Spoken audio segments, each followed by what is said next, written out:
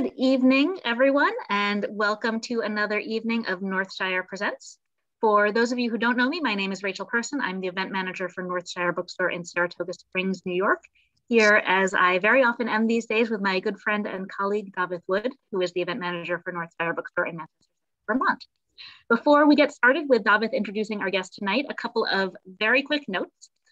First of all, as you've been coming in, you're probably noticing that this event is being recorded. It will be up on our YouTube channel for future broadcasts, so you can come back and enjoy it again if you want. But fear not, we have the settings such that only those of us who are unmuted and speaking will be recorded and will show up on YouTube. So you can have your camera on, and I promise you won't be recorded for posterity. You won't be up there on YouTube. In light of that, please use the chat throughout the evening to post any questions that you have. You can type them in there, and Dafydd and I will save them up and we will pose those questions for you at the end of the night. So please feel free to make use of the chat. And then last of all, before we get started with the introductions, a note of thanks. Independent bookselling is a really weird, tough business, even in very good times. And I think we can all agree that the last year and a half have not been particularly good times, especially for small businesses. And Northshire in both locations owes its continued existence to the incredible loyalty and support that we have seen from our friends and customers in this time. It hasn't been easy, but we could not have carried through without all of you. And every single one of us at both Northshire stores is deeply grateful to you for that continued support. So thank you for doing what you do so that we can do what we do and present events like this one. And without further ado, Dafydd is going to go ahead and introduce our guest tonight. Thank you so much, Rachel. It is my great pleasure to welcome you all to a very special event with two of our region's finest authors. Brad Kessler with his new novel, North, and Peter Cameron with his new novel, What Happens at Night. Brad Kessler is the author of two critically acclaimed novels, Lip Creek and Birds in Fall, which was a recipient of the Dayton Literary Peace Prize, and the memoir, Goat Song, a perennial Northshire staff favorite. He has been awarded a Whiting, a National Endowment for the Arts Fellowship, and the Rome Prize from the American Academy of Arts and Letters. His work has appeared in The New Yorker, The Nation, The Kindred Review, and Bomb. His newest novel, North, has been praised by early reviewers, saying compelling and compassionate, taught with suspense and eloquent insights, North is a novel of extraordinary scope, while Annie Dillard said that a beautiful and moving tale, Kessler's North is tender, dazzling, and wise. Peter Cameron, we are also very lucky to have tonight, is the author of 8 novels and 3 collections of stories. His short fiction has appeared in The New Yorker, The Paris Review, Rolling Stone, and many other literary journals. Reviewers have compared What Happens at Night to the work of Franz Kafka, Zweig, and Wes Anderson. It's been called a retooled Victorian ghost story, and Michael Cunningham said that Cameron's sense of balance between the comic and the catastrophic, between cynicism and sincerity, is astonishing. Please join me in welcoming to Northshire, Brad Kessler and Peter Cameron. They're going to start with short briefs from both of them. Brad, why don't you start us off? Sure. Thank you, Dafydd, and thank you, Rachel, and thank all the little faces in the squares for showing up, and to Peter for sharing this event with me. I'm going to just read a very quick passage from this book, North. In brief, it's the story of 3 very separate lives that come together on a spring snowstorm in Vermont. One is the character who's an abbot of a monastery named Christopher, and the other character is the groundskeeper at the monastery, who his name is Teddy, and he's an Afghan war vet, a Vermonter.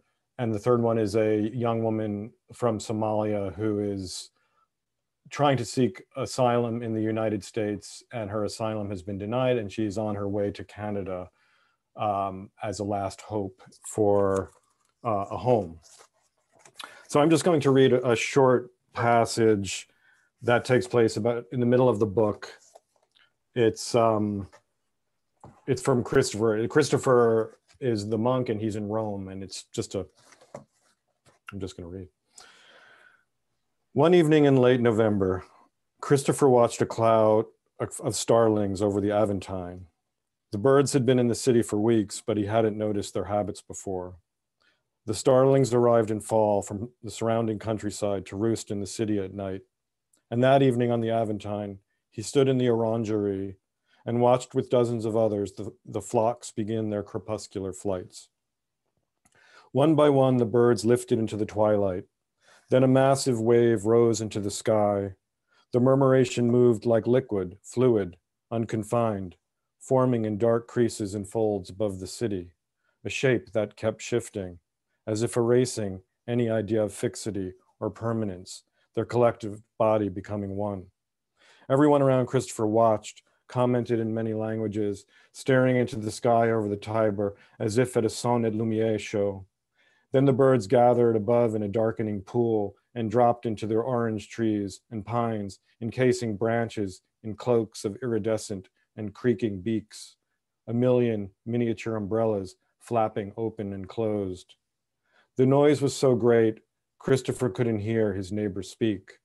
A small man in a cream-colored tunic and a thatch of wiry black hair, a monk. Then a white rain began to fall around them, a rain of starling shit. People screamed, pulled jackets overhead. There was no escaping the baptism. The sky seemed to be squirting milk.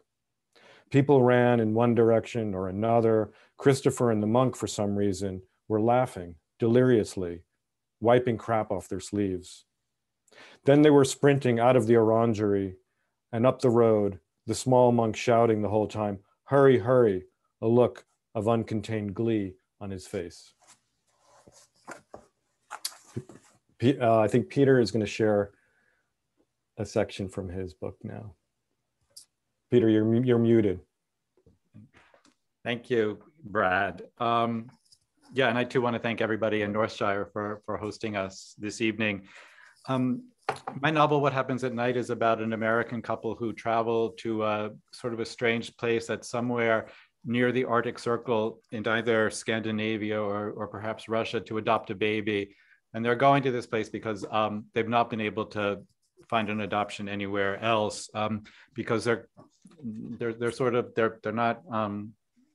a middle-aged couple, and the wife is suffering from stage 4 uterine cancer. So their options are not wide in terms of finding an adoption.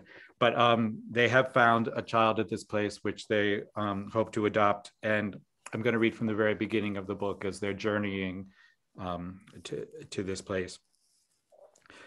Evening descended with an unnerving abruptness, like a curtain hurriedly lowered on an amateur theatrical gone horribly awry. And then the man noticed that the darkness was not the result of the sun setting, but of the train entering a dense forest, leaving behind the open fields of snow it had traversed all afternoon. The fir trees, tall and thick, crowded closely along the tracks, like children pressing themselves up against the classroom window to get a better view of a gruesome accident in the street. His wife sat on the seat across from him. They were the only two people in the small wood-paneled carriage of the old-fashioned train. For a long time, she had been staring absently out the window, mesmerized, it seemed, by the endless expanse of tundra. But she suddenly recoiled when the train entered the dark woods, as if the trees brushing the sides of the carriage might reach in and scratch her. She touched the tender place on her cheek where the skin had been nastily scraped the night before. They had visited the market of the city where they were staying, for although they were not tourists, they were strangers and eager to feel a part of some place, any place, if only for a night. And so the woman had been trying to find some charm in the market, for she was at a place in her life where it was necessary to discern and appreciate any charm or beauty she encountered.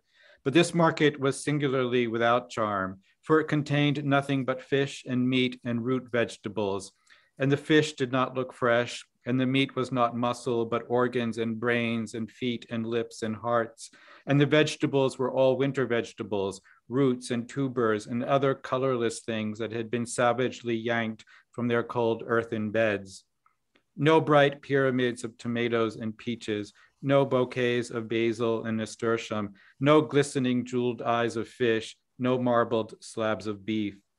And then she had seen in the distance one stall that sold spectacular hothouse flowers and had run toward it, desperate to find something that did not entirely turn one away from life. Her husband had noticed their artifice before she did and had tried to steer her down another aisle, but she pulled free of him and ran toward the colored brightness of the flowers, wanting to bury her face in their fragrant petal softness, buy an armful of them and carry it around with her like a bride, like a diva in the footlights. But in front of a fishmonger's stall, she had slipped in a puddle of frigid water and fell to the floor, scraping her cheek and palms on the wet, fishy concrete. It was not until her husband had caught up with her and had helped her to her feet that she realized that the flowers were plastic, not even silk. She could at least have touched them if they were silk. After a moment, the woman returned her attention to the book that lay upon her lap. She'd found this old book, The Dark Forest by Hugh Walpole, in the waiting room of the train station they had passed through, obviously abandoned by a fellow traveler. For some time after the darkness fell or was entered, she continued to read, but suddenly she looked up from her book at the dark rushing windows of the carriage and asked, "Is there a light?" There was just enough light remaining in the carriage to see that there was no light. Thanks. So. That's great, Peter. Thank you. I could ask a question to you, Sure. of you, because I'm sort of fascinated by your landscapes, and because they're at once so vivid and so real, and at the same time purely fictional. And I mean, that passage that you just read, where they're basically entering this monochromatic landscape, of winter, and you sort of hold that monochromaticism throughout the whole book. I won't give away anything in the book, but it's just beautifully done. And I guess I wonder where, this is a fictional city in the north, somewhere in the north. It's got a name that's unpronounceable. Right. So I'm not going to try to pronounce it. Where do these landscapes come from? I think they come very much from my subconscious. It's odd because I either tend to write books about places I've never been and totally invent the world and the landscape, or write books that are set in New York City, which is a place I know very well. And in those books set in New York City, I want them to be very accurate in terms of, I hate in movies, when people turn off Fifth Avenue and suddenly they're on 8th Avenue or something, So I want the landscape of those books to be very real, whereas the landscapes for me in a book like this, I'm not going for verisimilitude. I'm going for more of an atmosphere and a feeling. And I guess that's why I tend to make it places that I don't know and the reader doesn't know, because then it can be an invention rather than a replication. Right. Yeah. I mean, you kind of hit on the word that I was looking for, sort of atmospheric. It's like, rather than a sense of place, you have this sense of atmosphere, with real things, though at the same time, it's a very tactile world. I mean, there's always great detail and fish guts and things like that. Well, sometimes I feel like because I'm writing about places I don't know, I'm imagining them, and that makes me, I think when you're familiar with a place, you don't have to work as hard to describe it because you know it, whereas if in these instances, when I'm creating the place, I have to imagine the whole thing. And so I think it adds to more description in the book because I'm inventing it for myself as well as for the reader. That's true. So, yeah. And but I it's interesting to me, Brad, because because in your book, you write about places like Vermont that I know very well, and then you write about places like Somalia and Central America, which I don't think you know well. But your whole book has a feeling of authenticity of place, and I wonder how you reconcile those two things about writing about places you know very well and recreating, and then also writing about places you don't know and creating a real place, Right. Yeah. Well, it's interesting.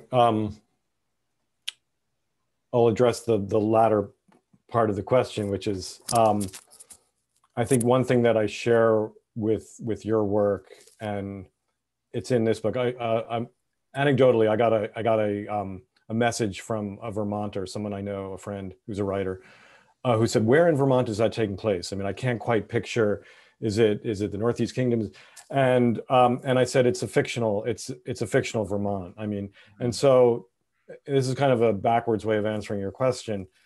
In that, yes, well, I know this Vermont really well, and I've lived here for, almost I don't know, a couple of decades, at least. Whenever I'm writing a novel, I always have to kind of carve a little space out that is not real. So it doesn't, not taking place in a real town or the Northeast Kingdom or Southwestern Vermont, or and when I wrote Birds in Fall, it was the same idea. It's like it was about an actual event, a plane crash that happened off Peggy's Cove in Nova Scotia, which I went to visit. I spent time there. But when I started writing the story, it was too claustrophobic. The realness of the place had kind of crowded out any room for imagination or any room for invention. So I had to set it on this imaginary island, Traches Island. And it's very much the same thing with this monastery where North takes place, is that I think you do have to, make your own little world up when you're writing fiction. And so in the second part of your question about Somalia and Central America, I mean, that's much harder to achieve. And some of it is sort of sleight of hand, and a lot of it is research. And one thing that has helped in the 21st century is Google Earth. Right. I mean, you can literally drop down into a corner in Addis Ababa, or well, not necessarily in Mogadishu, because hasn't been deemed safe enough by Google Earth to send their Google trucks out into the streets. But that helps. And then reading and talking to people and just basically research. And I did spend time in Central America, and I did spend time in North Africa. So I think having some prior knowledge of the landscape does help. Right. Yeah. So one thing that about your books that also is always wrapped up in sense of place or sense of atmospherics, not always, but it's definitely in what happens at night, is that, and you mentioned it when you're reading, is that the action in your novel, like Andorra, is tipped off by a previous book. And so in this case, you're picking up the dark forest. You Walpole shows up from a fellow traveler, and that acts as, to me as a reader, it acts as like a sign. It's a sign from the writer that we're entering a fictional landscape now that was engendered by another fictional landscape. Does that resonate? Yeah, I think I'm really aware that my books come, as I said, from my subconscious, but also they come very much from books I've read. I feel like everything I read gets stored somehow in my subconscious, and out of that sort of come the books that I then write. And so I take great delight in sort of acknowledging that process, and that the books have a history and are part of a continuum, I guess. And one thing I do to sort of acknowledge that in a sly way is I usually use epigraphs in my books that are from the books that I feel the book has arisen from, or has been influenced by. And so in this case, there's a quote from Jane Bowles, who's a writer I like very much, but whose book, Two Serious Ladies, I felt there's something strange about the world in that book. It's not quite our world, but yet it seems realistic. And I felt like it sort of corresponds with the world in this book. So I wanted to sort of give a shout out to Jane Bowles. And I like that sort of, like including her in my book, like pulling her in whether she likes it or not.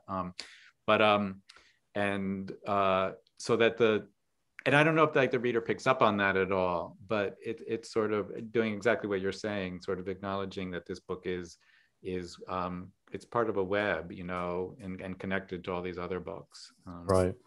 Yeah. Yeah. But I was intrigued by you at the back of your book, you have this bibliography, which I think is over 80 books. And I wondered, are all those books, did you read all those books? And how do you then take what you've done, and I assume you read them sort of for research purposes, and amalgamate from what you've researched into what you've imagined? Yeah. Well, writing this book, Writing North, was a tricky endeavor, you know, from the start, because I'm writing, you know, I'm writing outside of my knowledge. I'm writing. I'm a white, middle-aged American, and one of the characters is a Black African Somali Muslim young woman. And so from the start, writing this novel seemed to require or demand a different way of looking for me at novel writing. And one of those ways was to try to be as transparent as possible in terms of where my sources came from. Right. And the other part was involving people in the community that I write about. So I spent weeks with monks, you know, I spent time in monasteries. And as you very well know, where we live, there's a monastery right up the hill from us. And down the road, there's yet another monastery. And yet over the other hill is yet another. So we're surrounded, you know, this place is lousy with monks and nuns. And there are neighbors. So I, you know, and they came here to the North Country not so much for solitude as sanctuary. And it's the theme of the novel, which is finding a place in the world where you're safe. And it's certainly Sarah's journey. You know, my Somali protagonist, she's come to the United States for sanctuary, literally, you know, asylum, and it's denied when she arrives at the border. So, so I spent, you know, the research was at the monastery. The research was with the Somali community up in Burlington, Vermont. Burlington and Winooski has a very small community of Somali American refugees that have started arriving in Vermont in the mid, I think around 2005 or 6 or so. So I to answer your question in a long-winded way, so to put all those resources at the end just felt like a way of acknowledging what the sources were.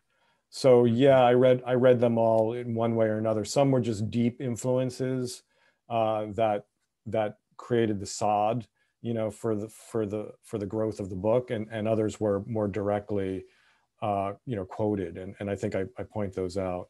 And then on top of that, I did put a bibliography of Somali writers, contemporary Somali writers, just to acknowledge the fact that there are a lot of Somali writers who are really good. And, you know, just because I'm writing a character who is Somali doesn't mean that there's a corner on the market, but there's much better, you know, representation of Somali literature by Somalis themselves. I wonder, because I know you've been working on this book for a long time, almost 10 years, I guess, and it seems like it's only recently where this idea of appropriation and, you know, people writing exclusively from their own experience has come up. And I wondered, did you have to adjust your ideas about this book as you were working on it, or did you write the book sort of that you set out to write 10 years ago? Yeah, I think I set out, I mean,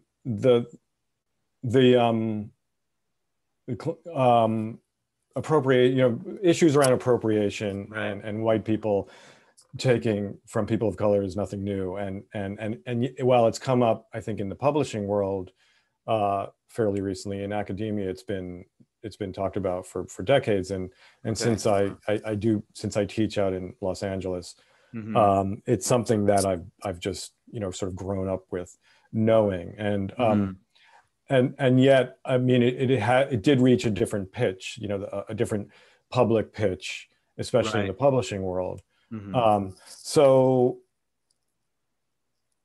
it is the book that I set out to write. I think that somewhere along the way, when I was writing this book, I just thought, maybe I shouldn't publish this book. Maybe I shouldn't, maybe I'm not the right person to tell the story. And so I went through all those doubts. Right. Because I knew that I knew this would be a public airing. I knew that I'd get reviewed. I knew that I'd be the person writing this.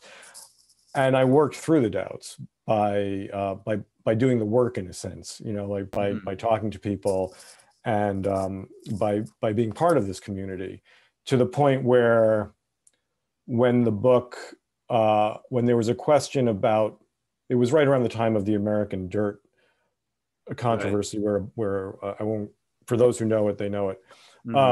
But there was a question of, well, do I really want to publish this book? And I was working with the U.S. Committee of Refugees and Immigrants in Colchester, Vermont, and working with one man in particular, Abdi Rashid Hussein, who's a caseworker for them. And he had been helping me all along with, you know, Sarah's journey and talking me through how immigrants actually end up at the Mexican border, immigrants from East Africa, how they end up there. And, you know, and he said, so you're not going to write this book because somebody wrote another book that wasn't well liked or that got a lot of attention.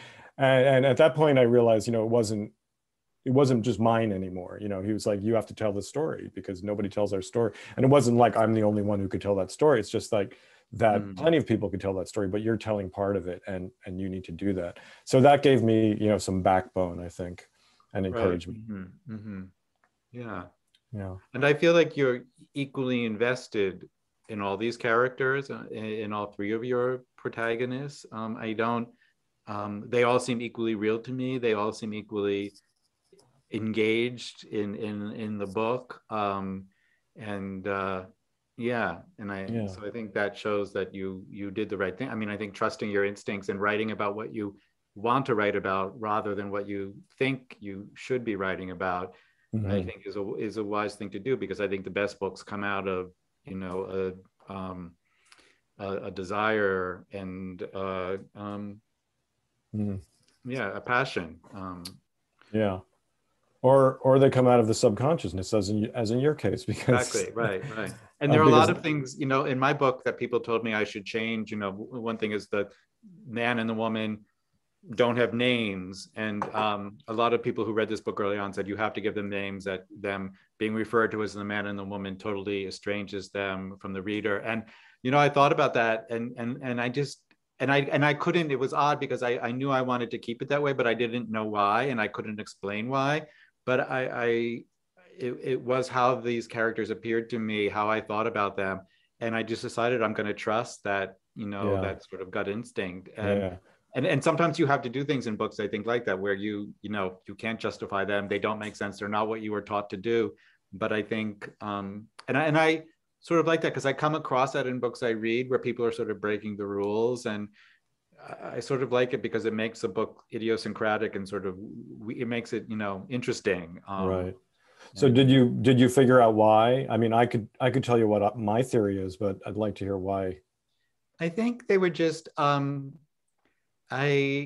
guess I wanted there to be a bit of a distance between the reader and these characters. And I feel like they're both so taken out of their world and put in this other world that they're not even sure who they are. And I feel like they're both very much in flux and challenged by everything that they encounter. And so giving them names, I felt like pinned them down, fixed them, identified them in a way I think I felt was wrong, that they should remain a little amorphous and a little unidentified. And also I felt like this book in some ways had the quality of a fable or a fairy tale or something. And so in that way I liked it. It just resonated with that idea of, in fairy tales, people are often referred to by what they do rather than who they are. Right. Yeah, that was my hunch about it, you know, was that you're entering this folktale, really. You're entering you know, fabulation territory and throughout, and you've created this whole world. And that's what I love the world that you've created is it's like it's real and tactile, and yet it's completely invented. And so I was thinking about the worlds that we share in very different books. I mean, your book and my book couldn't have been more different in some ways, and yet they both take place in these northern twilight latitudes, and they have that brutality and beauty of the North. And the other thing that I suggest in my book, through the course of Saro telling stories and Christopher living in the story of his monastic livelihood and the story of the Psalms and the passion that monks live by, is the idea of storytelling itself, the idea of living inside of a story. I mean, and so there's a place in my book where Saro kind of realizes the only safe place for her is inside a story, that she has no home. But when she starts to read, and when she's a reader, the only safe place is inside the pages of a book. And that kind of resonates with your work somehow, because it seems like, or maybe I should pose this as a question, does that resonate with your work? Yeah, I mean, I feel very much that same sort of way, or that feeling of escaping into books, both when I'm reading them and writing them. And that's sort of why I do tend to write about places I don't know, because I feel like I know my own life and I live in my own life every day. And it's sort of nice, for me at least, to get out of my life, out of my world, my known world, and into a world that's different. And that's the same way I feel when I read books. I mean, I love reading novels because you get this free ride, this free ticket to another world, and all these other people and all these other places. And it's a great way to get outside of yourself.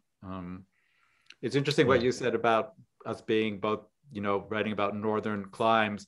I don't think I would have believed, I would have been skeptical about the snowstorm that appears in the first chapter of your book in May. But after living here in Vermont for a few years now, I totally understand that snow happens in Vermont in May, which seems terribly wrong. But it's beautiful because you have it all. You have the snow and you have the blossoms at the same time. Yes, but I always feel like the snow is going to kill the blossoms, and we've waited so long for the blossoms that it's heartrending when that May snow comes, and it sends us right back, it seems like, to the depths of winter, although we're not really. It's just but it doesn't last long. I mean, that's the beauty of it. To me. Oh, you'll get used to it, Peter. Okay. Good. Spend another decade in Vermont, or anywhere in the North Country. Can you talk, Brad, a little bit about, I'm always, in your books, music seems to play a part, both sort of in the text and informing the text, I guess, in a way. And I wonder if you could talk a little bit about your relationship with music, and how do you listen to music while you write? Are you thinking about, are you scoring your books in some way? Thanks for the question. It's a good one. No, I don't listen to music. I don't even listen to music in the house. I mean, I like live music, and I play the guitar. I mean, I love music. And we used to sing. Don and I used to sing in the Bat and Kill Chorale, and we used to sing. So music, and I always think of literature as basically a form of music. With words, sentences and syntax and all those, and the novel as an outgrowth of the epic poem, and the epic poem as being something that was sung. So the musical basis of literature is never far from my mind. And so that's why, I love, for instance, your sentences, because there's something really musical about them. And so that's why, to me, words and syntax and sentence rhythm and alliteration and all those stylistic things are really important to me, because it is a form of music. But specifically in each book, I'm not so much scoring it as I do think of sort of a length. And so in a sense, they are like, I do feel like they're scores, and each novel that I've written has had a piece of music as, for me, the inspiration for the book. So like you have, you're Jane Bowles, and saying, acknowledging what the medium is that your book is growing out of. So for me, I mean, I could tell you, Birds and Fall, it's something that I bring into the book itself, which was Richard Strauss's Metamorphosen, the Metamorphosis, which is a study for 23 solo strings. And so that formed the kind of structure of the book. There were 23, I think there's 23 chapters in the book, or something like that. I forget now. And each one was a solo string playing a complete tune of sort of grief and sorrow, because it's about a plane crash. So, and then in my first novel, I had a like La Traviata shows up again, an opera shows up, and that book was very much an overblown opera. So and North, I would say, is the Psalms. I mean, it's the chanting that the monks do, 5 times a day, the cycle of song. So yeah, music is just something that's kind of integral, I think. Yeah. And yourself, do you? I don't. You seem more like painting is your métier. Yeah. Yeah, I don't see a connection. I mean, I think it's because in some ways I feel very thwarted by music, because I always wanted to be able to sing, and I can't sing. I have I don't, as my second grade music teacher said, I don't cope with the pitch very well. And I had to ask my mother what she meant by that, because I didn't understand. My mother said something about, it means you sing badly or off key or something. And I was sort of devastated, because, when you hear yourself sing, it sounds good, but then you realize it doesn't sound good to other people. So I was always, and so I sing alone, I sing when I'm by myself. But I don't, in some ways, yeah, I think other books and painting and theater too. I think a lot about theater when I'm writing, because I love theater, and I love that theater only happens, it happens, it occurs, and it's live, and and that's sort of how I want my books to be. I want them to seem like they're occurring in the moment. And so theater is really important to me, but music, and especially music with words, I guess because I'm so attuned to language, if there's music with lyrics being played, I can't not be listening to the words. And it intrigues me that some people can like totally tune it out, but I'm not able to do that. So I'm the same way with, especially when you're creating. I mean, the other thing that I love about your work is the food. I mean, food is always, I mean, you have in What Happens One Night, there's a whole menu, there's I can't pronounce the name of the Grand Hotel, the Borgar Fjallstad Grand Imperial Hotel. Their whole menus here with the hors d'oeuvres and the consommé Olga and the cream of barley. And you're always feeding your characters. I mean, the characters are always eating or drinking. And when as a reader, I really appreciate that, because I sort of judge, or I used to, maybe not so much anymore, judge novels by if the author feeds their character. And so like, a Jane Austen will not, or just say, oh, they had lunch, whereas like, a Flaubert or Richard Wright, it's like they're feeding them. There's things to eat all the time. It's very specific what they're eating. I've just been listening to one of my favorite books. There's a audiobook of it, but it's James Salter's Light Years. And it's such a sensual book. I mean, he's such a sensual writer, but he does exactly what you're talking about. Every time they stop to eat something, it's described in great and luscious detail. I mean, their whole lives, the sensual world of their lives is all so present in that book. And that's why I love his books in particular is because he pays so much attention to the sensual world of his characters. And so it's really this very transporting experience to read them. I should tell you that that menu that's in my book, at some point I had described in the book the lobby of the hotel as the man comes down early in the morning and nobody's there. And it looks sort of like, he thinks it looks like a ballroom in an ocean liner that's been sunk, that's at the bottom of the ocean. And so I had done a little thinking about that. And I was doing some research about the Titanic, and I came across this menu, which was the menu that was served in the first class dining room the last night of the Titanic. And so that's the menu that's being served in the hotel that evening. And I sort of like that there was this equivalency between those two places. Yes. I wonder if anyone has anyone picked up on that. I don't think so. It's sort of surprising me because it's such an unusual menu, but that's, they ate pretty well on the Titanic. That's great. So how are we for time? Are we ready for questions? Or sure thing. Please, audience, if you have any questions for Peter or Brad, type them into the chat. But I wanted to kick things off with a question for both of you, and that's, can you talk a little bit, besides the setting, of course, how Vermont has an impact on your work? Peter, you want to take that? Yeah, I feel like I would say it doesn't have much of an impact on my work because I do tend to write about places where I'm not. And so at least I would say that consciously it doesn't. And I would say subconsciously, I mean, I've spent a lot of time here over the last 5 years, and I know it's the landscape and the light and the weather and all those qualities have definitely entered my psyche.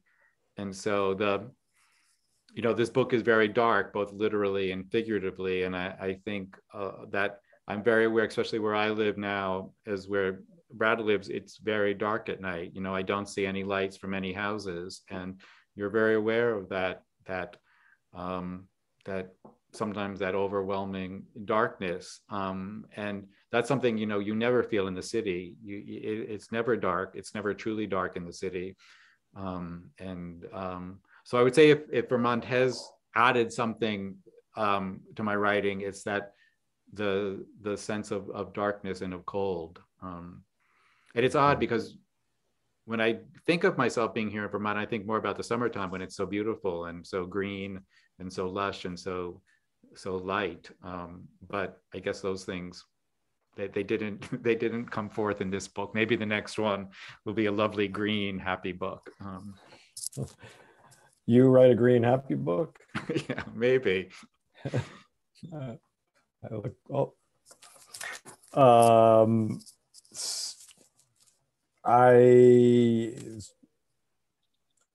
mean, I think to answer Dafydd's questions, I mean, I think Vermont has, I mean, the sense of place is so central to what I do and who I am as a farmer too, or somebody who raises goats.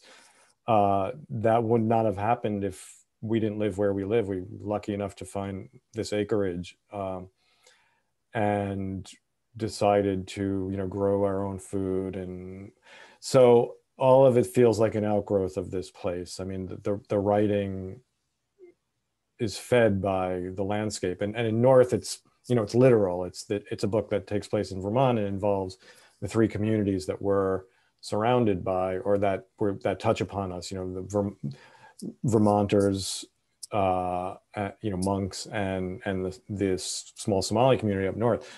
And I write about that, and I write about in the book the orchard. I mean, when we bought this house in '98, it was a sort of rundown, ramshackle farmhouse that was on the market for years, and it came with an abandoned orchard of Northern Spy apples.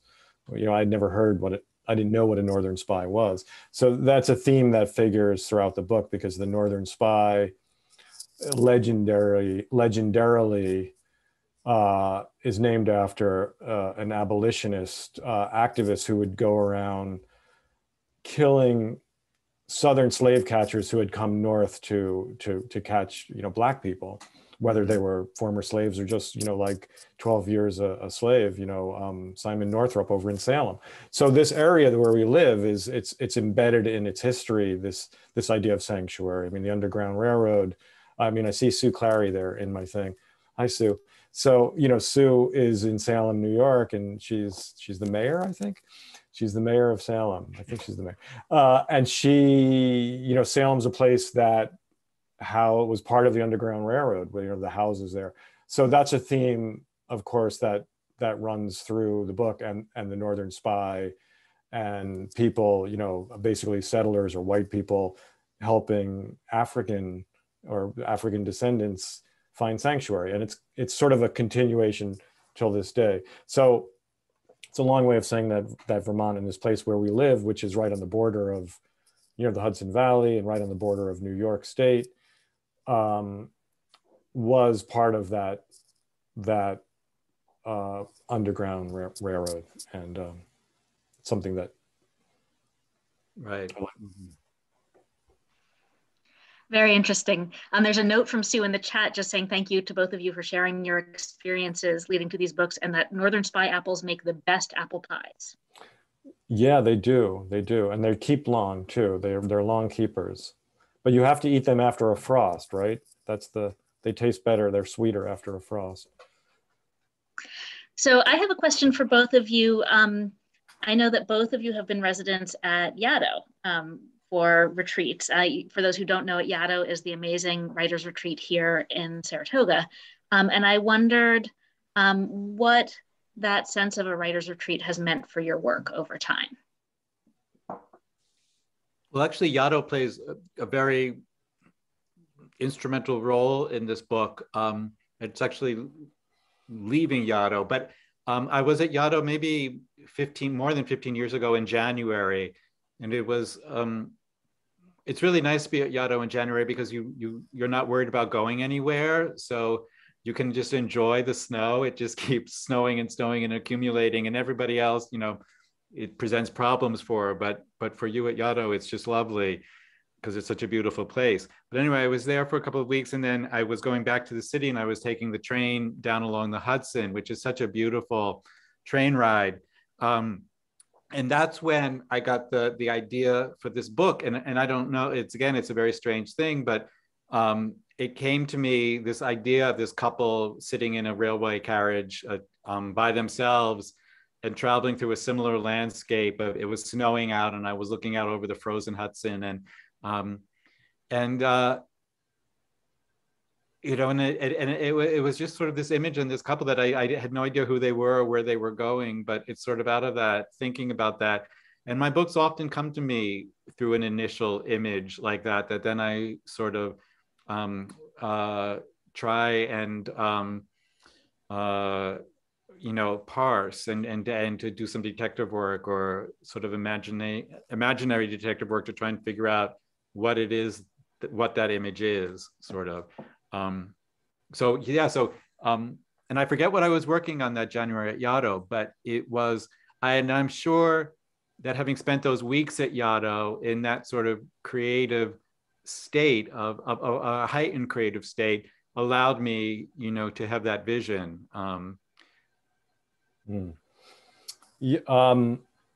Yeah, I wrote parts of Birds in Fall when I was at Yaddo. It was, again, probably about 15, like you, Peter. Mm-hmm. It was early spring. Actually, I think it was May. It was early May, and I know that I was writing early drafts of Birds in Fall. But how Yaddo plays into my life now and Donna Ann's life, Donna Ann McAdams, is that it gives us a community here. I mean, we are up in the woods, you know, up in the mountains, and to have such a rich resource, you know, Yaddo is an hour's drive from our driveway, you know, like 58 minutes, or Saratoga is. So that's close, relatively close, because, you know, Bennington is 40 minutes. So so to have the people that Yaddo brings in and you know, have our friends who are part of it. I mean, you know, Pat and Elena and you know, everyone else, Christy, is it's really enriching because it can be very lonely here. And I think our first years when we moved up here in '98, looking back were kind of difficult because we didn't really have a community of other artists. We had a community of neighbors who were great and farmers who were great and some artists, but we didn't have that extra layer of the onion, I guess. And so that's Yaddo and Saratoga. Thank you both. I got a question. I think we've got time for just one more question, and I've received one in the direct message. And the audience member asks if you were both either pantsers or plotters, meaning do you plot out the narrative, or do you fly by the seat of your pants? Okay.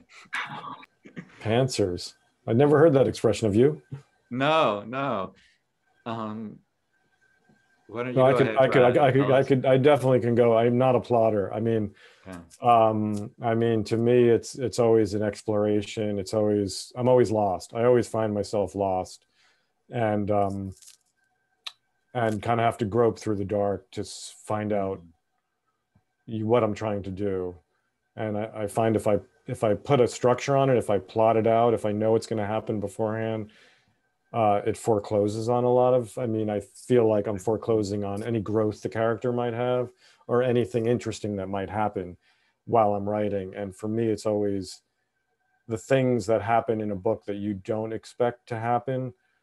That's when you know it's working narratively for me. Right. Yeah.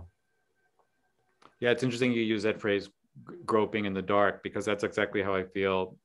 For me, that's the process of writing a novel. I often feel, like when you have a flashlight and you're walking along a dark road, you can only see so far ahead. And I can't write until I know what it is I'm going to write. So I always need to know a little bit about where it is I think I'm going with the book. But it's only to that extent, to the extent of the flashlight, sort of. And so I write to there, and then I stop, and then I have to think again about, well, where is the book going from there? But you're absolutely right, Brad. I think it's when the book starts, or when the characters start doing things that I hadn't planned for them to do or expected them to do, is when I know that, that the book is real in some way, that they've taken on a life of their own and are telling me what they would do, rather than me telling them what I think they should do. And that's a great feeling then when the book suddenly starts having that dynamic of being recalcitrant and disobeying you. Exactly. I tell my, when I teach in an MFA program, and it's always,